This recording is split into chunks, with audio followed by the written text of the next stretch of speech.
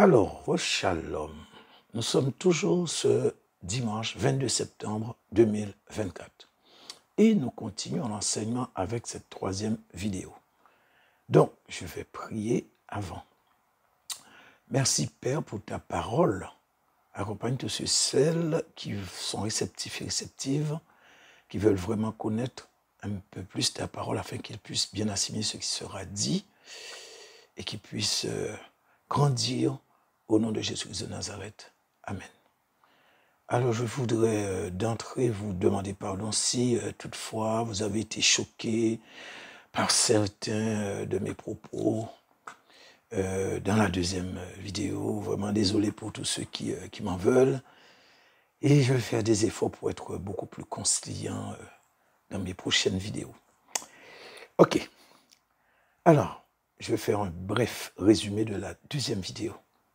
Alors, qu'avons-nous vu dans cette deuxième vidéo? Nous avons vu le verset de la controverse, donc celui qui dit que personne ne sait ni le jour ni l'heure. Et je sais que désormais, vous pourrez expliquer à ceux qui ne savent pas ce que dit vraiment le verset. Nous avons aussi vu l'avènement aux parousies du Seigneur, donc sa durée. Ça aussi, vous pouvez faire la différence. Et aussi l'expliquer à ceux qui ne connaissent pas. Et nous avons vu un troisième point. C'est un résumé de certains événements d'actualité qui ont un aspect prophétique. Donc c'est vrai, c'est un sujet très sensible, mais qui nous donne un peu de la température de ces gens que nous pensons. Alors je ne sais pas si je dois employer le mot respectable, mais en tout cas qui veulent paraître sincères aux yeux du public, alors qu'en réalité c'est tout autre. Nous savons qu'il y a quand même une bonne dose d'hypocrisie derrière tout ça. Voilà. Ok, et là dans cette troisième vidéo, nous allons voir deux points seulement. Alors, le seul verset, le premier point sera le seul verset qui va être déterminant ou qui va servir de concordance pour nous permettre de transiter vers le livre prophétique qui nous révélera la durée des temps des événements de la fin et ceci jusqu'au retour du Seigneur. Alors, vous l'avez compris, c'est moi qui le vois ainsi, comme le seul verset, peut-être d'autres vont voir autrement. Mais en fait, je vous dis par rapport à ce que je comprends. Voilà, c'est tout. Ok, le deuxième point sera, alors, un résumé très concis sur Babylone. Daniel est le roi de Babylone, Nebuchadnezzar, pour permettre à ceux qui n'ont pas écouté les enseignements qu'ils ne soient pas trop perdus. Et aussi, bon, bien sûr, même ceux qui ont écouté, des fois ça ne fait pas du mal à réécouter, ça permet de bien assimiler, bien comprendre, de voir maîtriser le sujet. Et aussi la chute de Babylone, précurseur des événements prophétiques des temps de la fin. Alors, vous voyez, ça me fait du bien aussi, parce que quand je le répète, ça me permet un petit peu de retenir un peu plus. Voilà. OK. Alors, donc, nous attaquons le premier point tout de suite. Alors, le seul verset qui va être déterminant ou qui va servir de concordance pour nous permettre de transiter vers le livre prophétique qui nous révélera la durée des temps des événements de la fin. Alors, pour vous aider à ne pas être trop perdu, je vais essayer de manière assez concise vous rappeler ce qui nous permettra de glisser progressivement dans l'enseignement. Donc ce sont des choses que vous savez plus ou moins, mais je veux tenir compte de ceux qui ne connaissent pas grand-chose, car il ne faut pas oublier qu'il y a aussi ceux qui sont venus que récemment au Seigneur. D'autres même, bon, même s'ils sont là depuis longtemps, mais le volet prophétique leur échappe. Et d'autres encore qui vont prendre un peu plus de temps pour comprendre. Donc, je dois tenir compte de tout. Et de plus, nous sommes dans un enseignement prophétique des temps de la fin. Et il y a des choses qui sont très difficiles à comprendre, même pour les plus aguerris. Donc, voilà. Donc, si, bon, parmi vous, il y en a ceux qui maîtrisent ces sujets-là, désolé de vous faire perdre votre temps. Alors, nous avons vu d'une manière générale qu'il y a ce que la Bible appelle, de manière générique, les temps de la fin. Et souvenez-vous, j'avais fait un enseignement dessus, j'en avais parlé assez longuement d'ailleurs. Et en fait, ces temps de la fin se trouvent être une période qui va s'échelonner ou qui s'est échelonnée parce que c'est fini là. Donc je ne peux pas dire qui se sont échelonnés sur des dizaines d'années ou des décennies si vous préférez.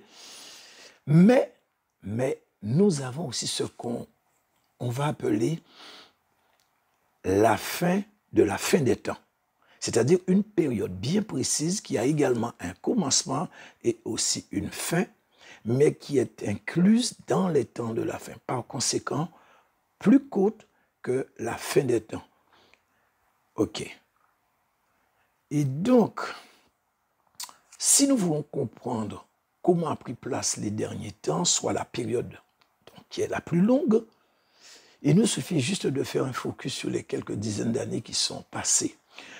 Donc on a commencé à voir ce qui appartenait, ou plutôt ce qui s'apparentait à une dégradation de la moralité ou des mœurs, une décadence qui devenait de plus en plus incontrôlée, des choses de plus en plus indécentes et obscènes, qui commençaient à subrepticement à prendre place par le biais de ce que l'ennemi a fait rentrer, je vais dire de manière insidieuse, dans les foyers des gens. Oui, vous avez compris, il s'agit de la télévision qui, au début, avait un air si innocent, mais qui en réalité cachait de sombres desseins pour l'humanité. Tout était bien planifié, bien calculé par le Satan et sa cohorte. Et nous n'avons pas vu venir cette réalité qui allait transcender tant d'esprit et finalement prendre tout le monde de vitesse par rapport à la démocratisation de tout ce qui est vil, tout ce qui est mal, mauvais, méchant, qui prenait place et qui se trouve être en réalité le venin du serpent. Or, nous savons que le venin du serpent, il n'est jamais bon. Bon, c'est vrai qu'ils arrivent à faire des antidotes avec, mais bon, pour l'instant, je sais que quand ils piquent ou ils mordent, je sais que ça fait du tort. Voilà, point très. Mais de manière spirituelle, vous avez compris. Et on peut dire qu'il a bien inoculé à des familles entières à travers des milliards de foyers. Donc ça, c'est depuis que la télévision existe. Donc ça ne date pas de maintenant. Hein. Ça fait plusieurs dizaines d'années, au moins 60 ans, je crois. Hein. Et donc finalement, pour finir par démocratiser le mal carrément à travers l'immoralité dans toute la profondeur de sa définition en fait. Hein. Donc chose qui a créé une brèche dans tant de familles, entre ceux qui étaient choqués, effectivement, il y avait des gens qui étaient outrés quand ils voyaient certaines scènes. À cette époque-là, il y avait la morale, il y avait... en fait, c'est vrai, les gens avaient de la décence. Mais petit à petit, ça a commencé par choquer, mais bon, entre-temps, il y avait ceux qui étaient un petit peu indécis, donc c'est entre les deux. Et en fait, il y avait la troisième couche, c'est ceux qui commençaient à prendre plaisir dedans, parce que nous avons des sadiques, nous avons toutes sortes de types de personnes dans la société, au point que finalement le malin a fini par convertir dans sa dépravation, malheureusement même des familles chrétiennes. Et nous avons vu aussi prendre place beaucoup de guerres, de catastrophes naturelles, de plus en plus tragiques et de plus en plus létales, hein, donc avec de plus en plus de morts, des choses abominables avec un degré plus ou moins élevé en fonction du lieu où on habitait.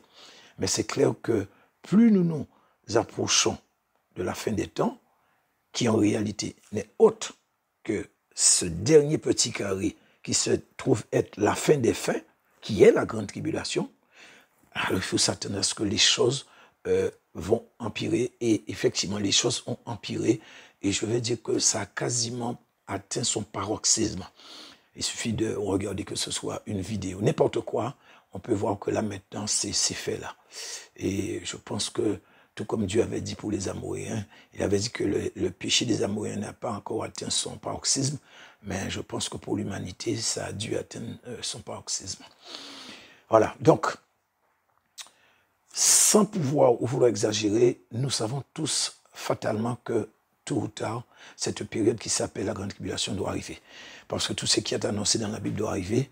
Mais, et comme je vous l'ai dit, c'est vrai que, bon, moi j'ai une approche différente, je vais dire, parce que par rapport à certains, parce que j'ai déjà les repères, j'ai déjà des dates. Donc je peux me projeter.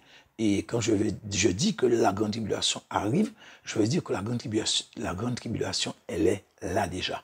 Certes, je vais dire par rapport à la date même, elle n'a pas commencé, mais je vous l'ai dit dans la vidéo 2, c'est une question, pas d'année, pas de mois, c'est une question de jours. Et en fait, nous avons besoin de quelque chose qui va nous indiquer que nous y sommes. Et pour cela, nous devons nous tourner vers ce que la Bible dit et non à cause de rumeurs ou d'approximations. Et vous savez, bon, je l'ai dit, hein, je crois dans la deuxième vidéo, il me semble, je l'ai dit, je ne me souviens plus trop. Vous savez, en fonction du degré de mal qui va se trouver dans un pays, dans un quartier, ou peu importe, vous allez entendre effectivement que les gens vont dire « Ah oui, la grande tribulation a déjà commencé. » En fait, c'est pas encore ça. Mais en fait, voilà, c'est par rapport à ce que je viens de vous dire. Et effectivement, comme j'ai eu aussi à vous dire, même la période de la tribulation a un début et aussi a une fin. Parce que si nous n'avons pas une date où la grande tribulation, où on pourra marquer son commencement, sachant que nous savons qu'il y a une durée de 7 ans pour cette grande tribulation, comment pourra-t-on déterminer que la grande tribulation a commencé effectivement? Donc, je ne parle même pas de marqueur temporel, mais je parle d'une date. Parce que Dieu ne fait pas c'est les choses comme nous humains. Dieu est précis dans tout ce qu'il fait. Donc, pour que nous puissions effectivement calculer si cette année, nous avons besoin d'une date. Et il n'y a aucun verset dans la Bible qui dit de ne pas calculer, de ne pas chercher à comprendre, à trouver la date de la grande tribulation. Et d'ailleurs, je ne pense pas qu'il y ait un verset qui empêche de trouver la date de quoi que ce soit dans la Bible. En fait, ce sont des gens qui ont, avec de l'interprétation de la théologie, qui ont instauré certaines, certains principes. Et beaucoup, effectivement, se sont un petit peu réfugiés derrière ces principes et malheureusement l'ont adopté sans chercher à comprendre. Voilà, donc c'est un peu triste, mais bon, que voulez-vous? En tout cas, nous n'avons d'autre source que la Bible. Et pour moi, si Dieu a permis qu'on mette des chiffres, des nombres dans la Bible, ce serait pour faire quoi à part calculer. Je ne vois pas l'utilité de chiffres, de nombres, si ce n'est pour calculer. Autrement, qu'est-ce qu'on pourrait faire avec des nombres? Qu'est-ce qu'on pourrait faire avec des chiffres? En tout cas, ce n'est pas pour faire joli que Dieu les a mis dans la Bible. Ils ont leur utilité. Et maintenant, ceux qui ne veulent pas adhérer, ça ne me dérange pas. Mais moi, je vais vous rappeler que avec ce que l'ange avait annoncé à Daniel dans le livre de Daniel, avec les calculs, on a trouvé très précisément la période de la destruction du temple. On a trouvé aussi la date où le Seigneur devait venir, combien de temps allait durer son ministère, etc. Donc, frères et sœurs, ne vous laissez pas un petit peu prendre la tête quand on commence à vous parler de cette histoire de que Dieu a dit, Dieu n'a pas dit. Lisez, méditez la parole, priez, demandez au Saint-Esprit et vous allez voir, vous serez éclairés. Surtout, n'acceptez pas des formules toutes faites qui sont en fait vides de l'intérieur. Vivez la vérité, vivez la parole. Donc, dans tout ça, nous avons un livre que nous utilisons beaucoup, et un chapitre en particulier, il s'agit du livre de Matthieu 24. Tout le monde connaît Matthieu 24, quasiment, sur le bout des doigts, en fait, qui nous relate les choses qui devaient prendre place dans les temps de la fin. Alors, effectivement, le livre de Matthieu, au chapitre 24, il parle de la fin des temps, mais aussi, il va nous donner aussi des choses sur la grande tribulation. Et nous savons que ce sont des événements qui, par leur ampleur et leur fréquence, vont déterminer le déplacement dans le temps. C'est-à-dire nous permettant de nous situer un peu plus sur la consommation des temps, si je puis m'exprimer ainsi, parce qu'effectivement, les choses qui vont se produire ne vont pas nous laisser indifférents. Et nous devons réagir, même par rapport là, il n'est même pas nécessaire, si vous voulez, de savoir ce qui se passe dans les autres endroits, mais quand là où nous habitons, quartier, ville, etc., pays, en fonction de certains événements, de certaines choses, nous avons un petit peu, si vous voulez, une sorte de baromètre. En fait, ça sert de baromètre et nous avons la température par rapport à ce que nous dit la Bible. Mais c'est clair que si nous avons besoin de précision, Matthieu ne peut pas donner la possibilité d'avoir des éléments chiffrés nous permettant de partir d'une période bien précise pour le marquer comme étant le commencement de cette grande tribulation. Alors, qu'allons-nous faire? Ben, ce n'est pas très compliqué. Nous devons nous tourner vers les livres qui permettent de trouver précisément ce que nous cherchons. Et nous avons les livres d'Apocalypse et de Daniel qui ont des chiffres et des nombres, parce que pour calculer, comme je vous dis, il faut des chiffres, il faut des nombres. Et même dans l'enseignement que j'ai fait sur Daniel, nous avons vu qu'il y a des nombres et ils m'ont permis de trouver cette date qui va nous servir de base, soit le 12 octobre 2024 Et rappelez-vous que je vous ai dit, pour comprendre comment j'ai pu trouver cette date, il faut écouter les vidéos dédiées. Et donc, finalement, c'est à partir de cette date que tout va se jouer. Je vous avais dit que c'était la fin d'une ère et le début d'une nouvelle ère. Je vous l'ai même répété plus d'une 50aine de fois. Mais je sais que la plupart, vous n'avez pas cru en cette date, même avec les éléments pris depuis la Bible. Pourtant, la grande tribulation, comme je vous ai dit, doit bien commencer à une date. Alors, si vous rejetez tout ce qu'on vous donne sans avoir le discernement, comment allez-vous faire pour situer le commencement ou même pour vous situer par rapport à cet enseignement, par rapport à la fin des temps, par rapport à la grande tribulation, par rapport à l'enlèvement, tout ça? Est-ce que peut-être que certains auraient voulu voir Dieu écrit dans le ciel, alors je vous signale que la grande tribulation va commencer à telle date? Vous risquez d'attendre longtemps et voire très longtemps. Mais vu que je vous avais déjà démontré bibliquement que c'est bien cette date, je ne reviendrai pas dessus. Ceux qui veulent comprendre, ils pourront écouter les enseignements parce que tout ce que j'ai pris et que j'ai dit, je les ai pris directement de la Bible. Je n'ai absolument rien pris de moi-même. Je n'ai pas été chercher des trucs, je ne sais pas où. C'est uniquement à partir de la Bible que tout a été calculé. Et donc, nous allons continuer. Alors, bien que je vous avais fait voir que tout s'imbriquait parfaitement, je continue et je vais vous faire voir que quand on arrivera à la fin de cet enseignement, vous verrez qu'il n'y a pas de place pour les approximations et que tout va s'emboîter à la perfection. Tout va s'imbriquer à la perfection. Même si certains n'y croient pas, rejettent ou sont sceptiques, quoique je continue à vous dire encore aujourd'hui, priez, demandez au Saint-Esprit, mais que certains continuent à endurcir leur cœur, ça ne me dérange pas.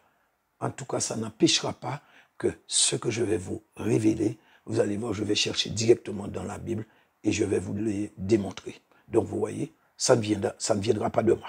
OK. Alors, vu que j'avais utilisé Matthieu dans les enseignements antérieurs, pour définir et décrire la période de la grande tribulation, et de plus, c'est bon, je l'ai dit tout à l'heure là, tout le monde utilise Matthieu. Matthieu est exclusivement réservé à la grande tribulation, au temps de la fin, tout ce que vous voulez. Donc, nous allons revenir dessus et je vais vous faire voir que c'est ce livre qui va servir de pont.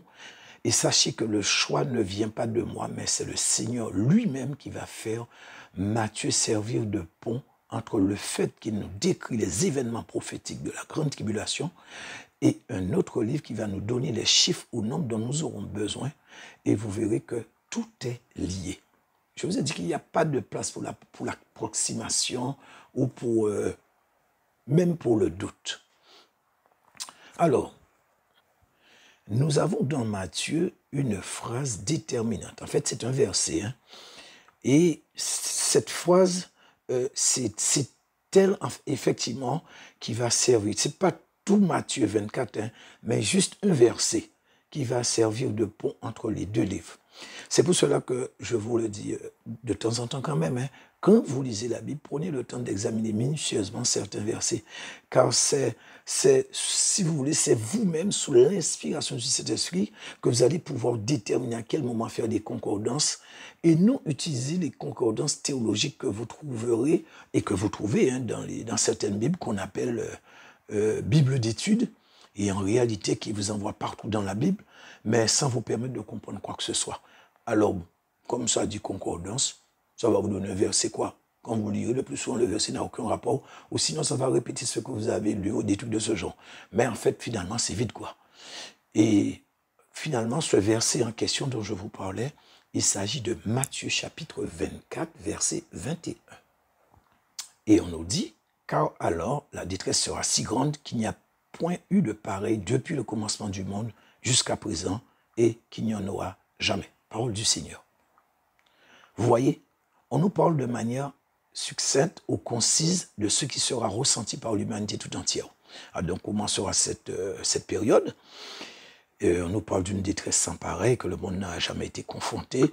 Alors bon, il y avait ce qu'on appelle, c'est dans la Bible Genèse 6, le déluge avant Noé, c'est vrai qu'il y avait une grande perversion sur terre, mais là on nous dit que cette période qui arrive, comme si la période de Noé, ce serait Punta Cana à côté de ça. Alors je ne sais pas ce que ce sera.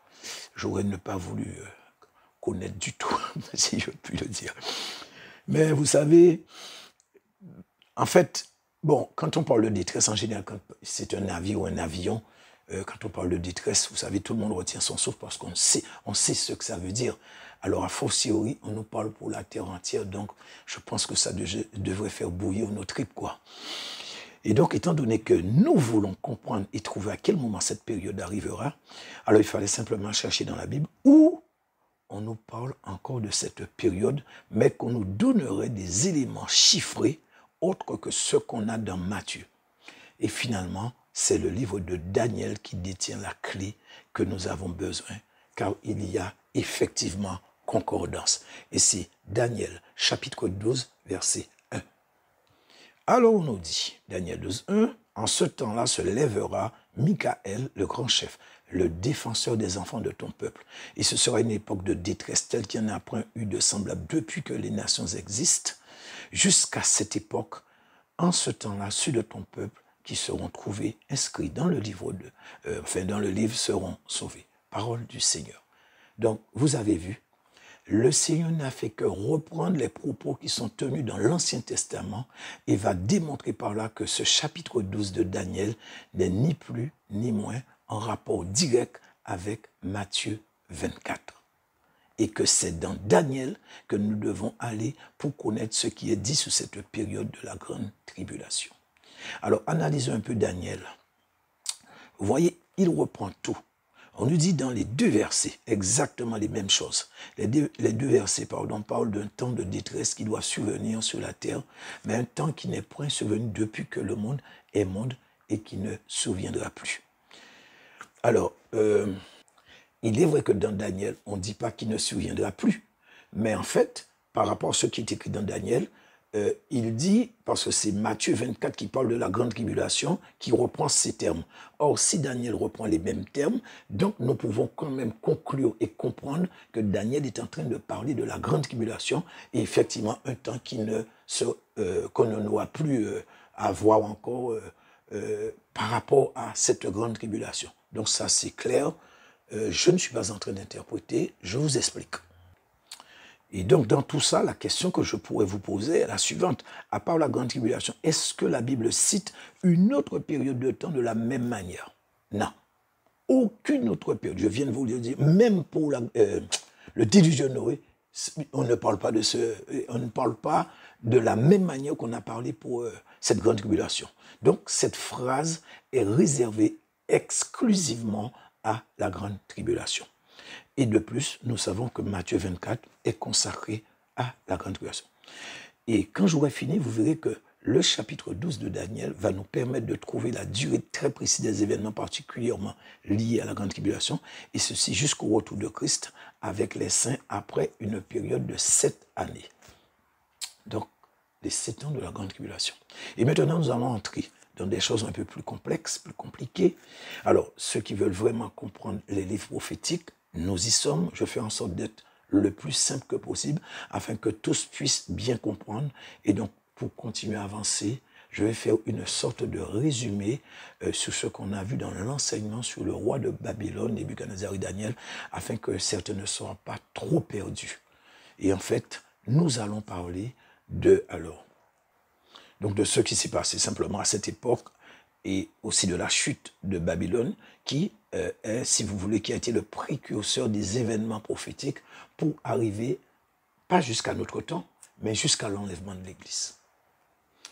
Alors, s'agissant des événements prophétiques des derniers temps, ces deux livres, donc soit Matthieu et Daniel, vont nous donner des détails avec une très grande précision. Donc, ils sont liés, je l'ai dit, l'un n'est pas sans l'autre, mais bon, il suffit simplement de savoir comment faire.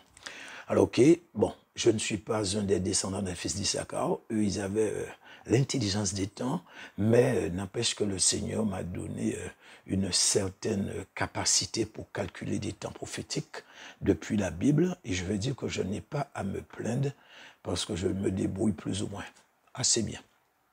Je ne suis pas en train de m'encenser, mais bon, vous pouvez voir avec les enseignements que je fais. Donc, nous avons vu l'enseignement sur Daniel, le roi Nebuchadnezzar de Babylone et autres.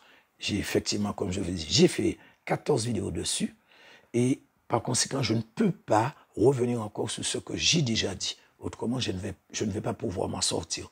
Donc, allez écouter ceux qui veulent vraiment entrer dans les détails. Allez écouter, comme ça au moins, vous allez pouvoir comprendre précisément comment j'ai fait pour trouver cette date que je vous annonce, pas la date du retour de Christ, hein, mais cette date du 12 octobre 2024 que je vous ai dit, depuis, je crois que c'est la première vidéo. Si vous voulez des détails, il faut impérativement passer par là. Alors, nous savons qu'il y avait une succession de 4 royaumes ou empires. Il y avait l'empire babylonien ou Babylone, l'empire médo-perse, donc qui a succédé à Babylone. Nous avons aussi la Grèce d'Alexandre le Grand. Et en dernier lieu, nous avons Rome. Et nous savons aussi que ces 4 royaumes sont représentés par 4 animaux dans le livre de Daniel. Mais nous savons aussi que la représentation est purement symbolique.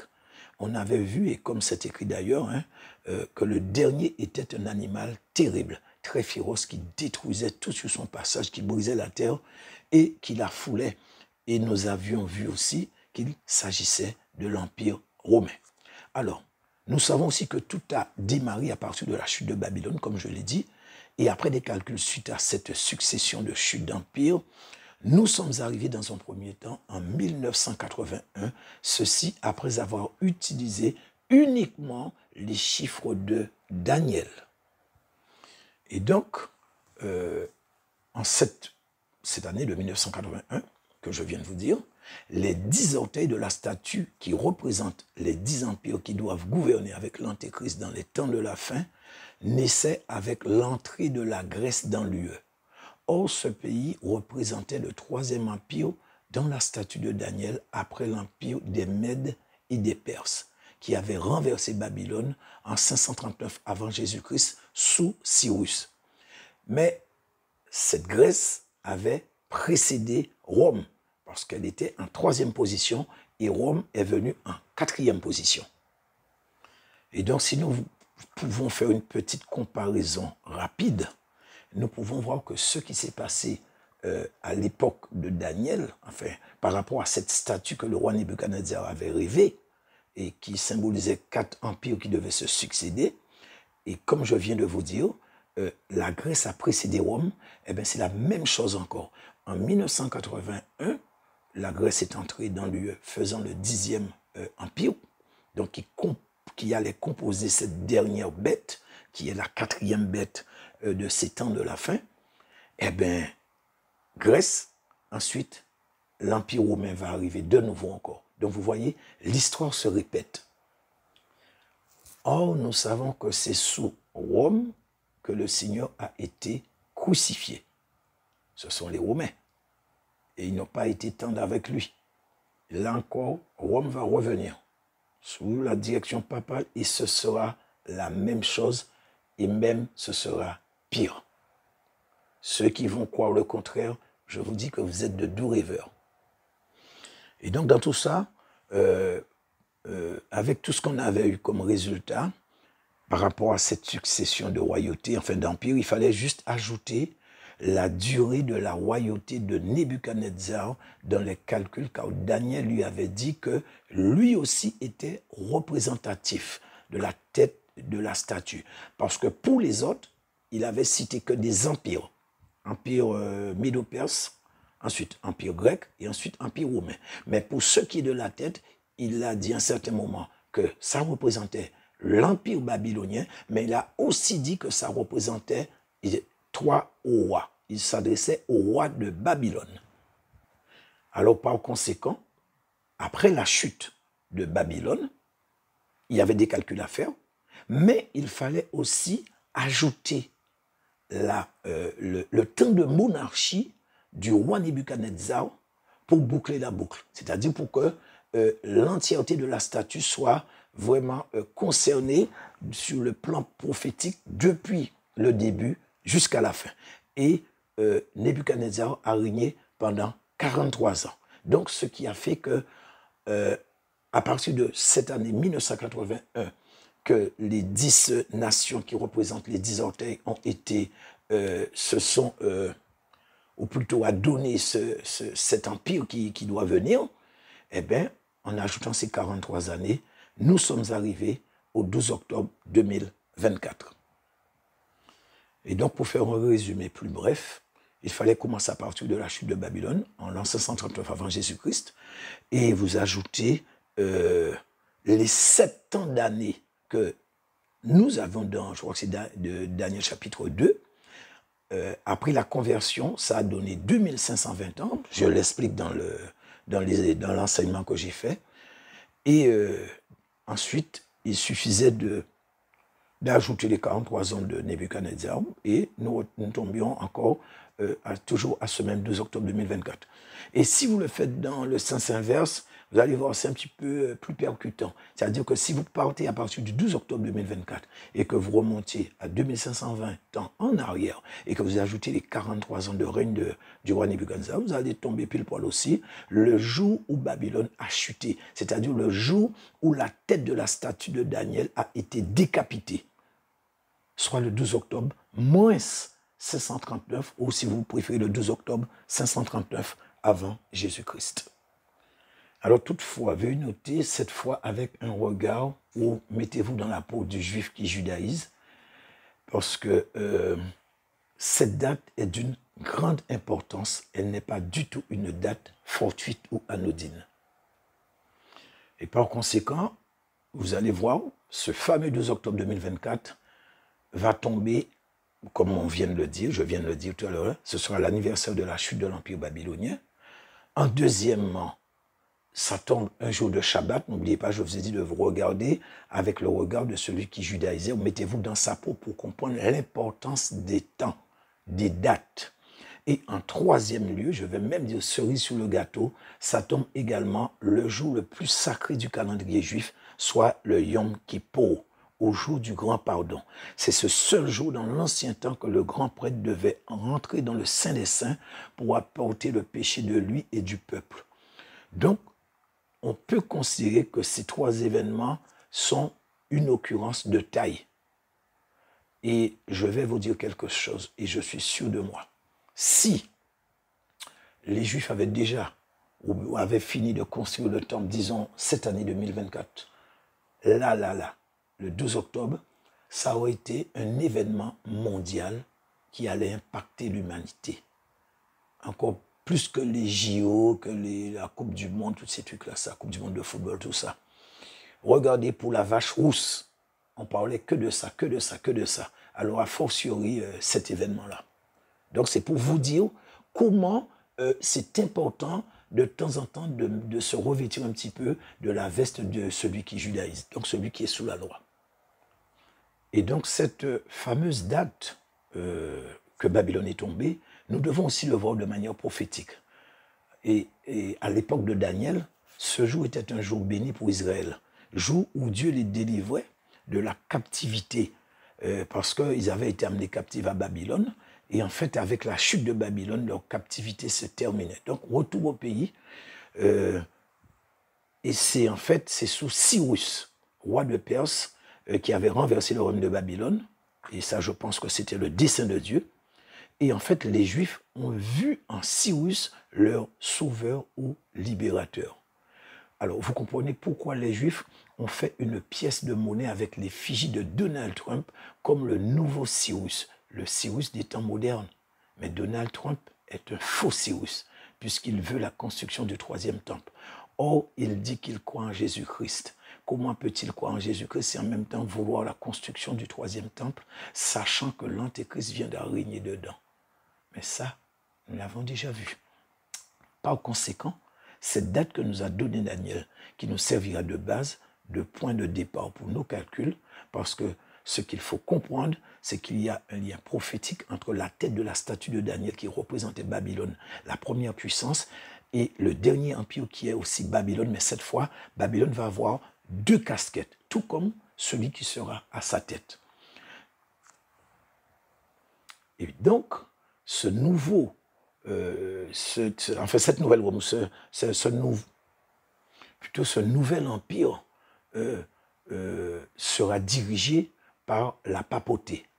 Et ça, c'est le côté spirituel. Mais le pape aussi est un chef d'État. Donc, c'est le souverain du pays qu'on appelle le Vatican. Le Vatican, effectivement, c'est un pays souverain qui se trouve être à l'intérieur de Rome. Ça, vous le savez aussi. Donc ce pape gouvernera il y a déjà aussi l'œcuménisme qu'ils ont fait, qui est la maison d'Abraham, qui est composée des catholiques, des musulmans et des juifs qui judaïsent. Donc, il est vrai que certainement d'autres groupes vont se joindre à eux, vont s'associer avec eux pour que ça puisse devenir un truc beaucoup plus gros, beaucoup plus imposant. Et finalement, dans tout ça, l'autre casquette, ce sera donc la casquette spirituelle. Et que c'est le faux prophète qui est, je vous l'ai dit, qui doit remonter de l'abîme, comme le dit le livre de l'Apocalypse, et en fait qui se trouve être Jean-Paul II. Donc c'est lui qui est la bête de l'Apocalypse, qui doit remonter des abîmes et qui sera à la tête de cette coalition de 10 nations et qui vont diriger le monde. Et après un certain temps, Jean-Paul II va céder ce pouvoir à l'Antéchrist. Et à ce moment-là, l'Antéchrist aura et la puissance et le pouvoir. Donc quand vous avez puissance et pouvoir, vous pouvez tout faire. Et là, ils vont vraiment, comme le dit Daniel, briser, fouler la terre aux pieds. Donc voilà en gros ce que je pouvais dire un petit peu pour résumer avant de continuer à rentrer un peu plus intensément dans cet enseignement. Donc j'ai fini cette vidéo, j'avais dit que j'allais faire 2 ou 3, ça y est, j'ai fait cette 3e vidéo. Donc ce sera pour la semaine, enfin le week-end prochain, vous aurez certainement la 4e, la 5e, peut-être la 6e vidéo, je ne sais pas, je verrai. En tout cas, soyez bénis et partagez. Et à bientôt.